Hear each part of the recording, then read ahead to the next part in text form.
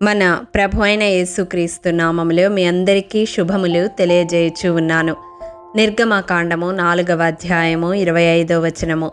Zipporah వాడిగల రాయి తీసుకొని తన కుమారునికి సున్నతి చేసి అతని పాదముల యొద్ద అది పడవేసి, నిజముగా నీవు నాకు రక్త సంబంధమైన పెనిమిటివైతివనెను.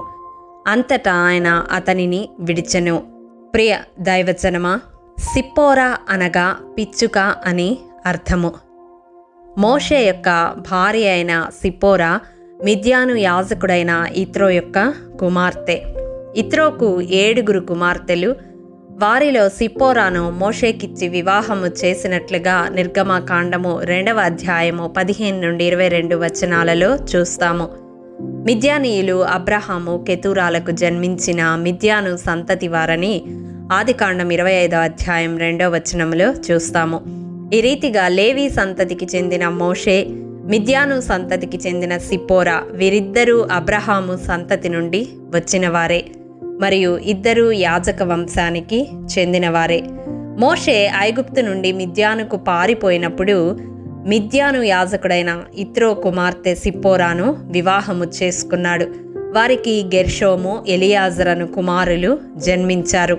గెర్షోము అనగా పరదేశి, ఎలియాజరు అనగా దేవ సహాయము అని అర్థము.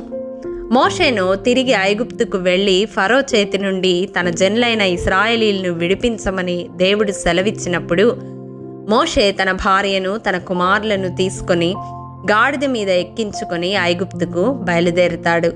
అతడి పోవు మార్గములో సత్రములో యెహోవా మోషేను ఎదుర్కొని అతన్ని చంపచూస్తాడు. కారణం, మోషే తన కుమారునికి సున్నతి చేయకుండా నిర్లక్ష్యం చేయటం వలన. బహుశా సిప్పోరా కూడా పుత్ర వాత్సల్యం వలన అడ్డు చెప్పి ఉండవచ్చు. ఆ రీతిగా మోషే సిప్పోరాలు దేవుని నిబంధన మీరినందున దేవుడు మోషేను చంపచూచాడు. ప్రియ దైవజనమా, ఆదికాండం 17వ అధ్యాయం 12 నుండి 14 వచనాల ప్రకారం శరీరమందు నిత్య నిబంధనకు గుర్తుగా ఉండవలసిన సున్నతి క్రమాన్ని ఆచరించని వాడు తన జనులలో నుండి కొట్టివేయబడతాడని, దేవుని నిబంధనను మీరిన వాడవుతాడని అబ్రహాముతో దేవాది దేవుడు సెలవిచ్చాడు. అందువలననే తన నిబంధనను మీరిన మోషేను దేవుడు చంపదలిచాడు. యెహెజ్కేలు గ్రంథం 28వ అధ్యాయం 10వ వచనం ప్రకారం అక్కడ దేవుడు తూరు అధిపతిని గూర్చి సెలవిస్తూ, సున్నతి లేని వారు చంపబడు రీతిగా నీవు పరదేశుల చేత చత్తువు అని పలుకుతూ ఉన్నాడు. అంటే సున్నతి యొక్క ప్రాముఖ్యత, దాని విలువ తెలియని వారు నశించిపోతారని గ్రహించవచ్చు. సున్నతి లేనివారు, సున్నతి గల దేవుని ప్రజలు, ఈ వ్యత్యాసంను దావీదు కూడా చక్కగా తెలియపరిచాడు. సమూయేలు మొదటి గ్రంథం 17వ అధ్యాయము 26వ వచనం ప్రకారం సున్నతి లేనివారు దేవుని ప్రజలు కారు అని గొల్యాతును గురించి దావీదు పలుకుతాడు. దీన్ని బట్టి దేవుడు ఏర్పరిచిన నిత్య నిబంధనకు గుర్తుగా ఉన్న ఈ సున్నతి ఎంత ప్రాధాన్యమైనదో మనము గ్రహించగలము. అంతటి ప్రాముఖ్యత గల సున్నతి క్రమాన్ని దేవుని జనాంగము అని అనిపించుకునే ఆ సున్నతిని మోషే తన బిడ్డల విషయంలో నిర్లక్ష్యము చేసిన కారణంగా దేవుని తీర్పుకు గురి కాబోయాడు. అసలు తండ్రి అయిన దేవుడు మనుషులను ఎందుకు చంపదలుచుతాడు? చూడండి, సమూయేలు మొదటి గ్రంథము 2వ అధ్యాయము 25వ వచనం ప్రకారం దేవుని విషయంలో పాపము చేస్తే యెహోవా వారిని చంపదలుచుతాడని ఏలీ కుమారుల విషయంలో మనము గ్రహించగలము. ఇక్కడ మోషే కూడా తన కుమారునికి సున్నతి చేయించకుండా దేవుని నిబంధన మీరి దేవుని విషయంలో పాపము చేసినందువలన దేవుడు అతన్ని చంపదలిచాడు. మోషే సిప్పోరాలు వారి సంతతి దేవుని జనాంగముగా ఉండాలని దేవుని ఉద్దేశము. శరీర సంబంధమైన సున్నతి వలన వీరు అబ్రహాము సంతతిలో చేర్చబడాలని దేవుని సంకల్పము. కానీ మోషే దాన్ని నిర్లక్ష్యం చేయటం వలన దేవుని కోపానికి గురైనాడు. సిప్పోరా జ్ఞానము కలిగిన స్త్రీగా యెహోవా మోషేను చంపచూచినప్పుడు ఏ విషయంలో తన భర్త దేవుని కోపానికి గురి అయినాడో గ్రహించగలిగింది. తన కుమారునికి సున్నతి చేసి దేవుని కోపము నుండి తన భర్తను కాపాడింది. సిప్పోరా చేసిన సున్నతి క్రియ వలన ఆమెకు మోషే రక్త సంబంధమైన పెనిమిటి అయ్యాడు. ప్రియ సహోదరుడా, సహోదరి, ఈనాడు నీవు, నేను, మన కుటుంబంలో ఎవరైనా సున్నతిని నిర్లక్ష్యము చేసి దేవుని కోపానికి గురి అవుతున్నారేమో అని సిప్పోరా వలె గ్రహించి వారిని కాపాడుకోవలసిన వారమై ఉన్నాము. అయితే మనము ఆచరించవలసినది శరీర సంబంధమైన సున్నతి కాదు గాని హృదయ సంబంధమైన సున్నతి. ఈ హృదయ సంబంధమైన సున్నతి ఎలా ఆచరించగలము? రోమపత్రిక 10వ అధ్యాయము 9వ వచనం ప్రకారం యేసు ప్రభు అని మన నోటితో ఒప్పుకొని దేవుడు మృతుల్లో నుండి ఆయన్ను లేపాడని మన హృదయమందు విశ్వసిస్తే హృదయ సంబంధమైన సున్నతిని పొందిన వారము అవుతాము. అంత మాత్రమే కాదు, యేసయ్య రక్తములో మన పాపములు కడగబడాలి. ఎందుకనగా శిలువ రక్తమే మన సున్నతి. ఆ రక్తములో కడగబడితేనే మనము క్రీస్తు సంబంధులము అవుతాము.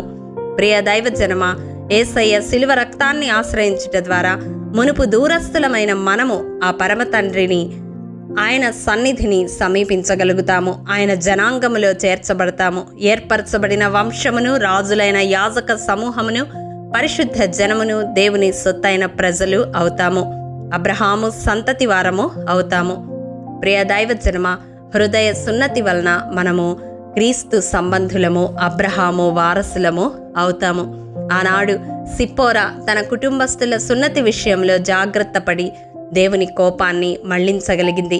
ఈ దినం మనల్ని మనం పరీక్షించుకుందాము. మన గృహాలలో, మన కుటుంబాలలో ఎక్కడైనా దేవుని కోపానికి తావున్నదేమో అని పరీక్షించుకుందాము. అలా ఉంటే సిప్పోరా వలె మన కుటుంబస్తుల హృదయ సున్నతి విషయంలో జాగ్రత్త పడదాము. అతి కృప దేవాది దేవుడు మనందరికీ దయచేయునుగాక. ఆమేన్. ప్రేమ నమ్మకము కలిగిన మా ప్రియ పరలోకపు తండ్రి, మీ పరిశుద్ధ పాదములకు వందనములు. దేవా, విత్తబడిన వాక్యమును ప్రతి హృదయములో నూరంతలుగా ఫలింపచేయండి. మా కుటుంబాలలో ఎవరైనా ప్రభువా నీ కోపానికి గురి అవుతూ హృదయ సంబంధమైన సున్నతి లేని వారై ఉంటే అటు ప్రతి ఒక్కరిని నీ కృపాహస్తాలకు అప్పగిస్తూ ఉన్నాము.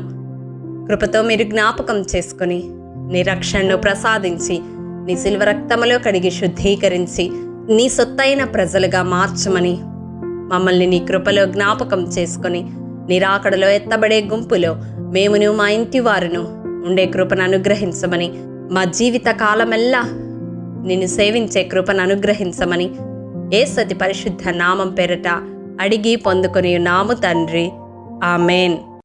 ప్రియ దైవజనమా, అనుదినము షారోన్ మన్నా ద్వారా అడగబడుచున్న బైబిల్ క్విజ్ ప్రశ్నలకు సమాధానములు ప్రతి నెల మొదటి వారము కామెంట్ బాక్స్లో పోస్ట్ చేయబడతాయి. కాబట్టి గమనించి మీకు తెలియని ప్రశ్నలకు సమాధానములు తెలుసుకొనగలరని ప్రభు పేరట మనవి చేయుచూ ఉన్నాము. ప్రియ దైవజనమా, ఈ దినం బైబిల్ క్విజ్ ప్రశ్న: మొలచిన చోటనే విస్తరించిన చెట్టు వలె వర్ధిల్లి ఉండేది ఎవరు? మీ సమాధానం మాకు తెలియజేస్తారు కదూ. ప్రియ దైవజనమా, ఈ దినము జన్మదినము, వివాహ దినము జరుపుకుంటున్న వారికి షారోన్ గ్రూప్ తరపున హృదయపూర్వక శుభాకాంక్షలు తెలియజేయుచూ ఉన్నాము. దేవుడు శ్రేయస్కరమైన ఆశీర్వాదములతో ఈ సంవత్సరాది నుండి సంవత్సరాంతము వరకు మిమ్ములను నింపాలని ప్రార్థిస్తూ ఉన్నాము. ఆమేన్.